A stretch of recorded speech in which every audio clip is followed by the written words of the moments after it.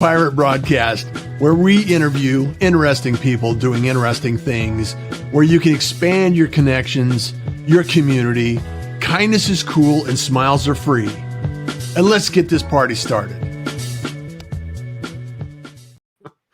Welcome back to the Pirate Broadcast. And we are so excited to talk to you today and share some information with the pirate community. Welcome aboard. And if you're watching this in the future, you're watching this or listening to this on a podcast, like, comment, and share it, because that's what helps us share this information across all of the different channels that we're on. And love to have you join us. Thank you so much.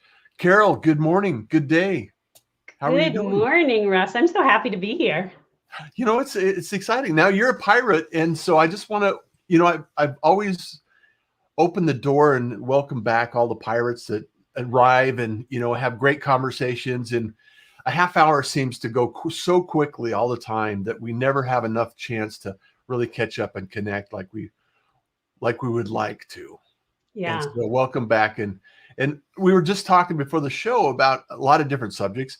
However, I wanted to zone in on, for those that don't know you or may not be familiar with your work or what you're doing, I want to talk about life strategy and the alchemy of really getting in the groove and finding your joy and getting in alignment. So share with people a little bit about who Carol is and what you're doing.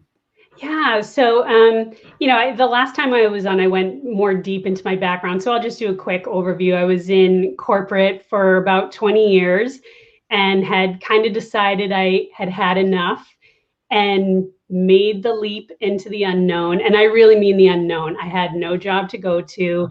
I had a financial runway that I thought was long enough to give me time to figure it out. I thought it wasn't quite the case. But what I realized was I could take a lot of the things that I had learned in corporate and the things I liked about my role there, which was mentoring and helping people grow and find the things that they were interested in and kind of would light them up, and then combine that with a different type of coaching. So more spiritual, metaphysical. So it was, kind of the practical and magical coming together. Right. And that's really worked well for me because, as you know, Russ, when you're doing something that lights you up, the byproduct of that is that you're just able to help other people. That attracts in the people that are interested in what you have to say, and you're able to help them. It's interesting that you would say it that way, because I'm over 450 episodes of the Pirate Broadcast, and showing up every day has been a gratitude, a thing of gratitude that I do to give back to the community, to return something or share the light on somebody else, because I think there's so many people that have a gift, they have a message, and they have something to offer, and we seldom get the opportunity to share our story and find that message and find that assistance that we can deliver to the community. And sometimes, like you say, you have to leave something in order to find something else along the way, achieve the results. And sometimes you have to build the airplane on the way out the window. That's exactly right. And I think I kind of found my purpose work within my story, not just my corporate story, but my personal life too. And of course, a lot of the things we're afraid to talk about in our personal life, whatever traumas and challenges we had, that's exactly the stuff we should be talking about. That's exactly the key. Well, and it's because that's what people relate to, and it's story, and it's the idea that we have a story, we have an opportunity to share something that somebody else could say, oh wow, I can relate to that. That sounds like something that resonates with me, and I want to learn more, and that draws people in to your whatever you're doing at the time. And so I know you're out there helping people, you're helping individuals. You got a course that you have going on. Talk about the course, a little bit about what you're doing there. Sure. So a few months ago, if you don't mind, this was an interesting kind of thing that happened in my life, and it was pretty recent. And I've always been interested in manifestation, law of attraction, and all that type of thing. But I think I really kicked it up a notch back at the end of February. Things had been really stagnant in my coaching business. I did have a kind of a side gig, so there was money coming in, but I was like, gosh, what is going wrong? I just can't. It was like I was trying to follow other people's formulas. It was not working. And I'm looking at my bank account and I just thought, oh my God, this is not working. And I thought, you know what? I have nothing to lose. I am just going to jump with both feet into the world of manifestation, because I think I always had one foot in, one foot out. It's not that I didn't believe that it worked. I think maybe it was like, oh, it works for them. I don't think that would work for me. But I think because I had been so scared and in so much angst, I just surrendered. Yeah. I just didn't know what else to do. So in March, I decided, okay, March is starting and I am going to make this, March is going to be the month of manifestation, and I'm going to do everything I can do. I'm going to visualize, I'm going to meditate, I'm going to engage in ceremony, and what actually felt like a lot of play, like living in my imagination. And I had a number in mind of what I wanted to make for the month, which actually sounded really crazy. But for whatever reason, my subconscious mind accepted it. And for anyone doing manifestation work, it's really hard to manifest if your subconscious doesn't buy it. Like if you say, I want to make $1 million, and your subconscious mind might be like, nah, that's not happening. So this amount that I had in my head, and it was just for my coaching, and I don't mind sharing it. I put out 10K. It's like, I just want a 10K month, which was crazy after months of nothing. But for whatever reason, it worked. So, I mean, I started really diving into the works of Florence Scovel Shinn, who was teaching metaphysics in the early 1900s, Napoleon Hill, Neville Goddard, people who've been doing this for a really long time. I was listening to things on audiobooks while I was walking, before I went to bed, in the car. I started doing cacao ceremonies for manifestation. Now, I didn't really even know what I was doing, but I thought, all right, if I just put the intention, a pure intention that this is what I want to create. Long story short, I brought in $9,100 in 3 weeks. That's and fantastic. For some people, that might be like, whoop-de-doo, who cares? But for me, it was huge, because what I did was so different from all the other months where I was efforting and striving and, okay, what kind of funnel or what kind of post will work? And maybe I should follow what this person does.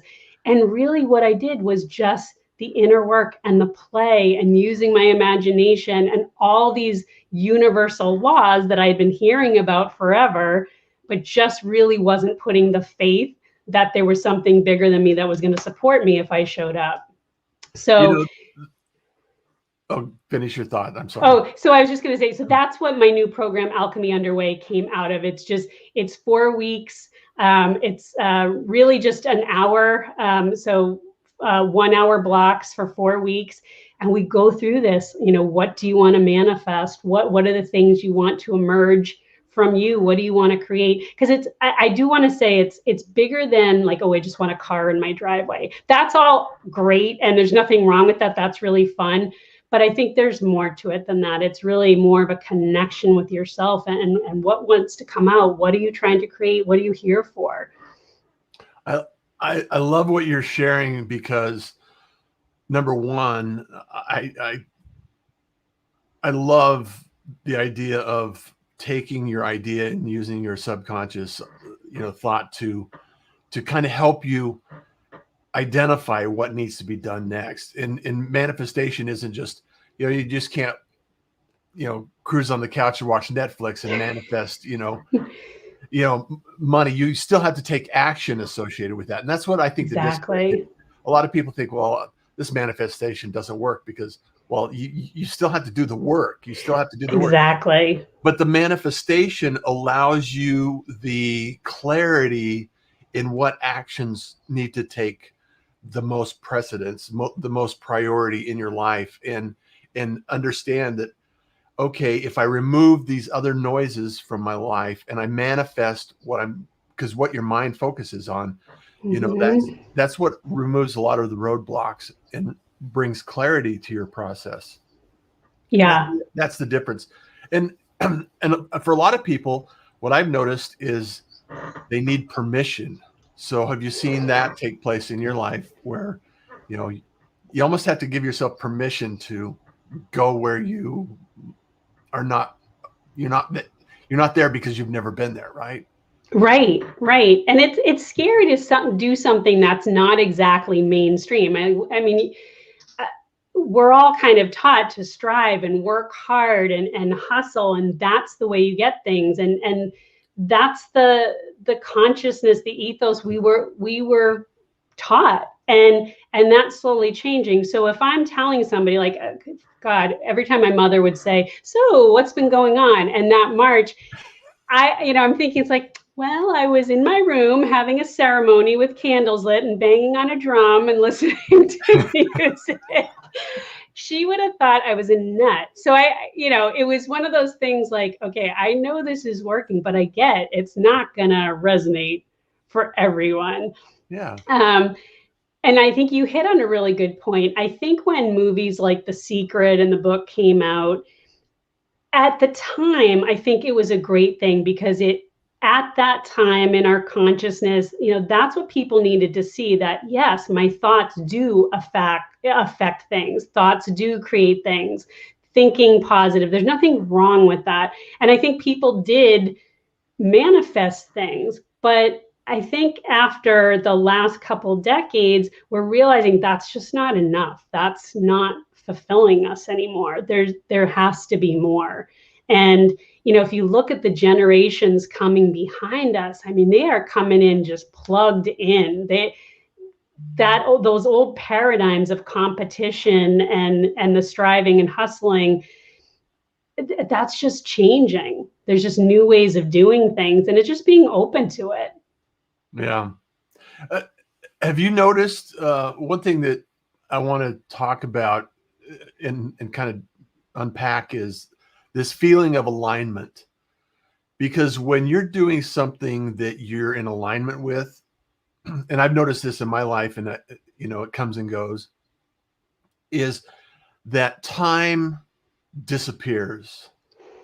It's almost as if when I'm in, like when I'm creating music, I could spend the entire day. I could forget about eating. I could forget about, any time, just it evaporates. And I'm just in the groove doing what I love. And it just feels like something that I really want to do. The creative process. That's kind of my jam. And so when you start adding other things that you feel like are responsibilities, that, it's almost like a distraction, like, okay, I got to stop what I'm doing here in alignment and then go do this other thing over here that creates some revenue. And if you can align the revenue or the life skills that allow you to, I was researching Ikigai and how the philosophy of, what you love, what people pay for, what brings you joy in your development cycle. And it really it's a powerful tool, because if you're conscious and your subconscious and your efforts are all in alignment, and you can actually easily access, what people enjoy and what you enjoy as well. I mean, life is so much easier. Oh my gosh. Yeah, I love that flow state, just being in that flow state, like you said, where you lose all track of time. And I think, your body is such a good GPS telling you what feels good for you, when you're in flow, I guess, your body feels light. When it becomes a have to, you can just feel it, like there's this heaviness. So, and I know there's going to be people listening who are like, well, that's nice for you guys, but I'm in this job where it feels heavy all the time. And so, there's a couple things you need to ask yourself, like, okay, is it the job itself that you don't like? In which case, maybe it's time to look for something else. Or is it like, I love the job, but there's things about the environment that I don't like? the job itself is really in alignment with what I want to do. In that case, that's where a lot of the energy work comes in. We're such tuning forks for the environments we enter. I think we've all been in a room where somebody with a really bad attitude walks in and you can just feel the vibe go down. And conversely, people who are really high vibe come in and suddenly it just shifts things. So I know when I was in corporate, I used to pull in the parking lot and I wasn't even in the door and I was already huffing and puffing about something that hadn't even happened yet. I was already ready for a fight. And so bringing in that energy, I had control over that. And when I look back, I just thought, gosh, I had an opportunity to change the way I was showing up. Mm-hmm. And it really does affect everything when you bring a different energy to the mix. So there's a lot of things to play with. Yeah.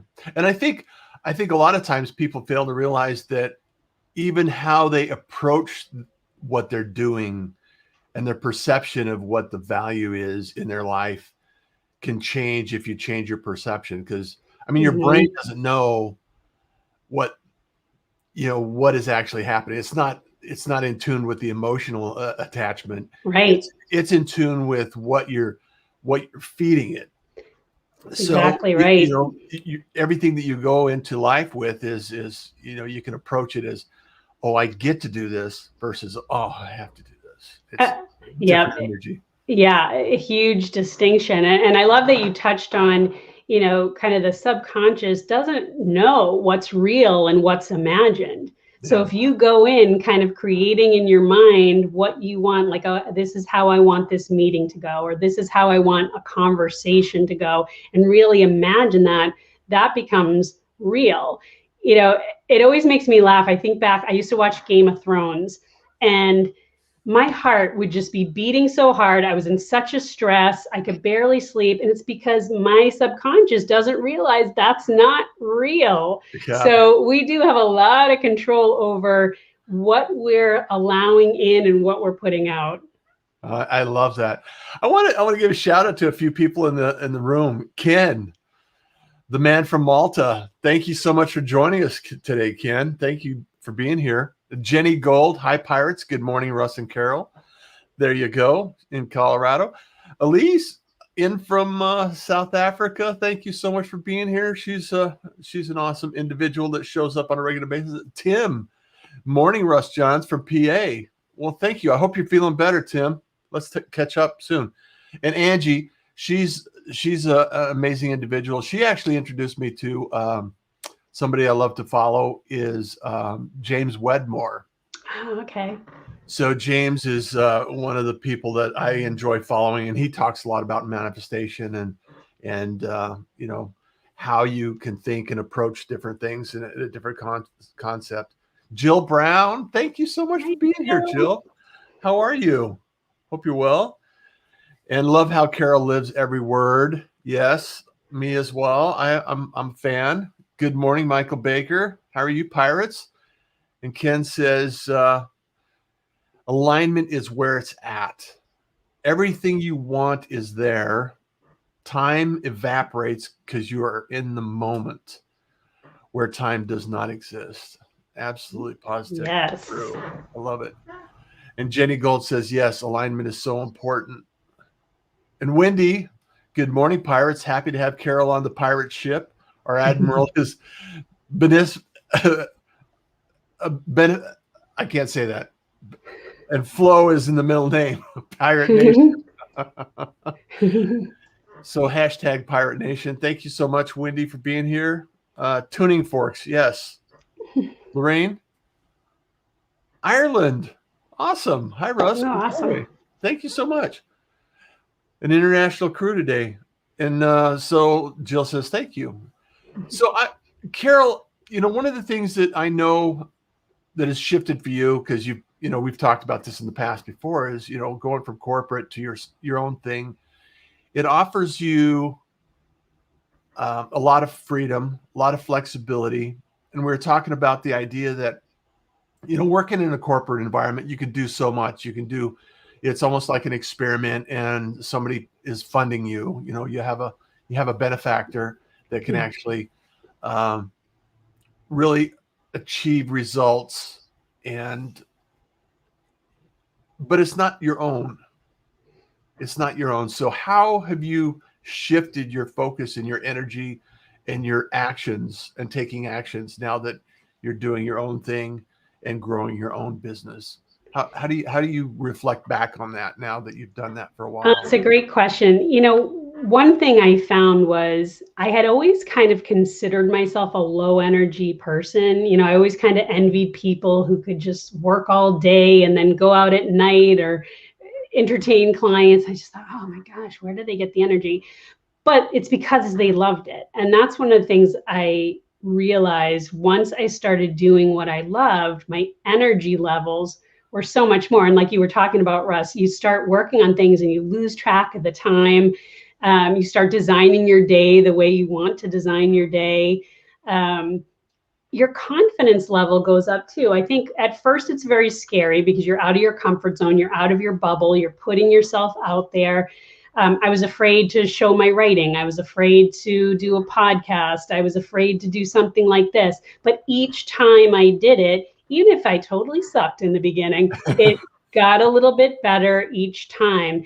And it's interesting because I was talking with my sister the other day and she said, it's just amazing how far you've come. And she wasn't talking in terms of finances. She was just, because I was always the introvert in our family and I was always a little bit weird and too sensitive and all these things. And she said, it's just amazing all the things you've done. And that's what's really cool for me to look back on. It's, having friends all over the world, just as you do, as these people are coming in from all parts of the world, you just think, okay, when I was sitting in my office in Rhode Island, that was never going to happen. All of this has transpired from just keeping, taking one step after another and building my courage. And also realizing, because I think at the start of my journey, and we touched on this before, I'd start watching the so-called gurus or, experts in, social media or entrepreneurship or whatever. And I thought, all right, I guess this is what I have to do. And even in my heart, it didn't feel right. It didn't feel like me, but I thought that's what I had to do. So that learning curve where now I just remember, gosh, the best months I have are when I do exactly what I want. I don't get caught up in flashy videos or and I'm not saying like for some people that totally works for them. It's for me, it didn't work. I need to show up just as myself, telling my stories. And if you like it, great. If you don't, that's great too. I'm only a little bit further ahead of some people, not like this, just this, not better. I mean, it can't be better. We're all one.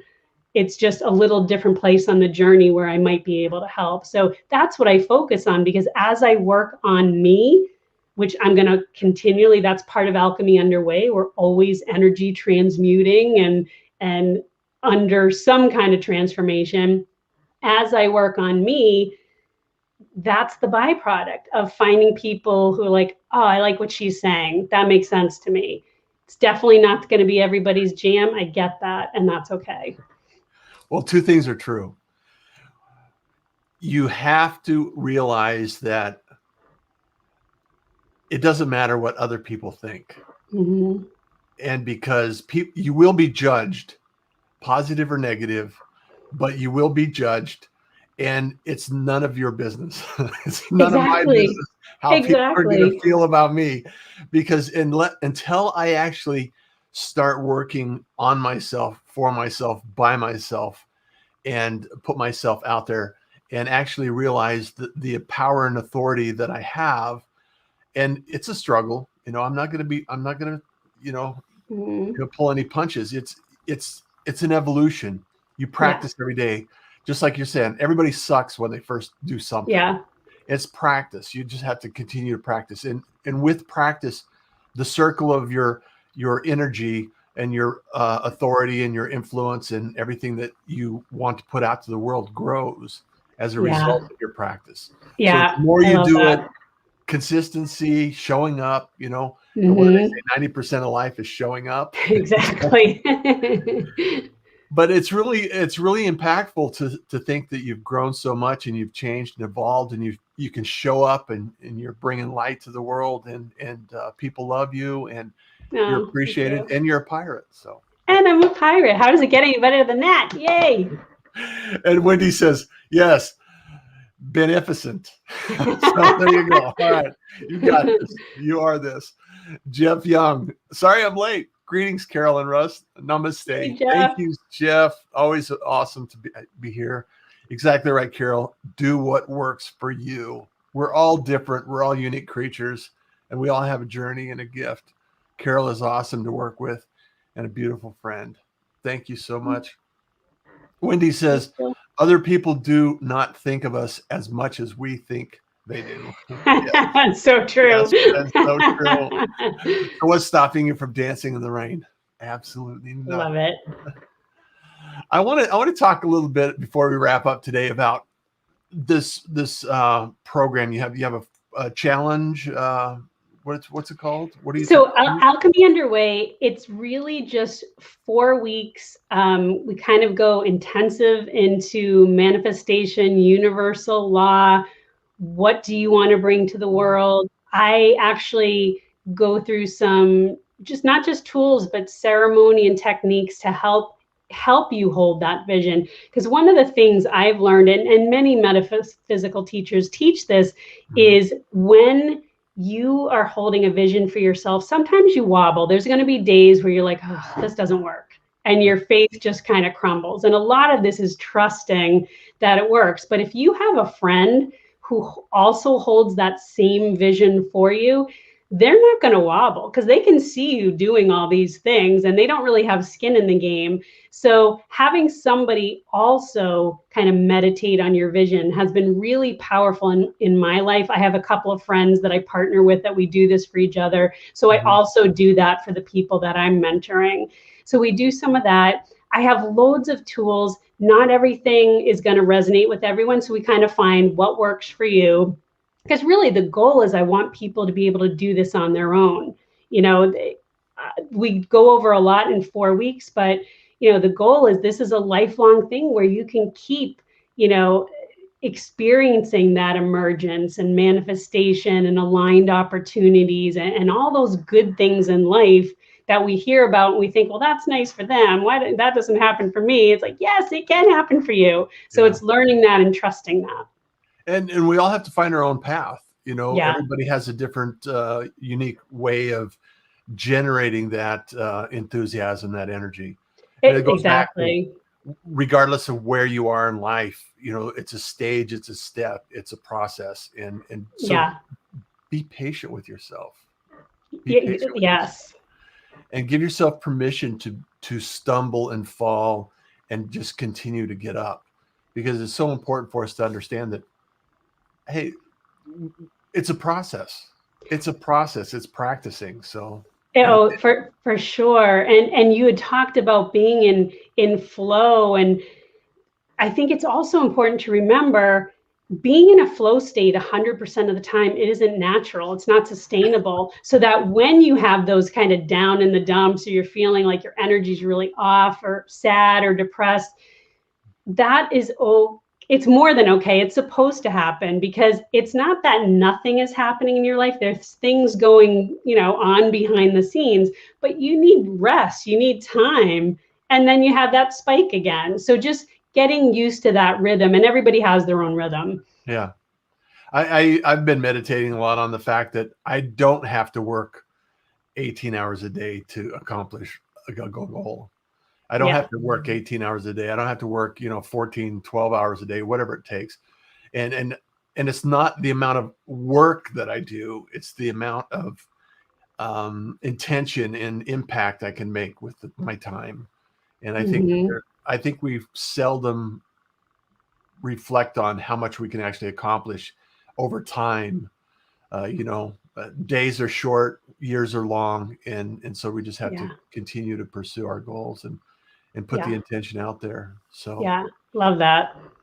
Lorraine says, yes, people notice very little of what others are doing as they're absorbed in their own reality.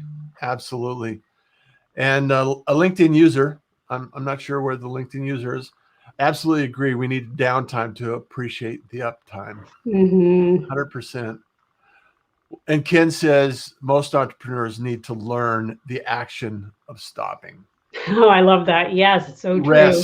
Rest is 100% needed. Yeah. In fact, and not feeling guilty about it, doing it unapologetically. Yeah. I love this. Carol, it has been a wonderful experience to catch up with you again and share some things that you've been working on and focused on. And so how do you enjoy and appreciate people connecting with you and getting in touch with you? They can always send me a message here on LinkedIn. They can also send me an email at carol@carolelizabethco.com. All of my programs are on my site, except for Alchemy Underway. My site is undergoing some changes. So I am already teaching that course, but you just have to reach out to me directly, and then we can arrange times and all of that. Beautiful, beautiful. And all of this information will be included in the post, the podcast, the broadcast, and all the notes that will be available later today on russjohns.com/pirate broadcast. And if you have ever wanted to do an outreach program, or you're considering doing something with your business and your projects and the things that you're working on, I'm launching a 5-week course that is going to allow you to use video in your messaging and your outreach and your community building exercise. So if you want more information about how to do that and what to do and how you can do that, it's a course I'm putting together, and I'm looking to I'm manifesting 10 people in a course to do this thing. So I'm looking forward to that and sharing a lot of valuable information. And it's allowed me to book over 1,000 calls in the last year, and obviously 460 some odd episodes of the Pirate Broadcast too. So if that's of interest, and as always, Carol, thank you so much for being here. Thank you, Russ. Wishing you all the best, because kindness is cool and smiles are free. So you enjoy the day. Take care. You too. Bye, everybody. Thank you for joining the Pirate Broadcast.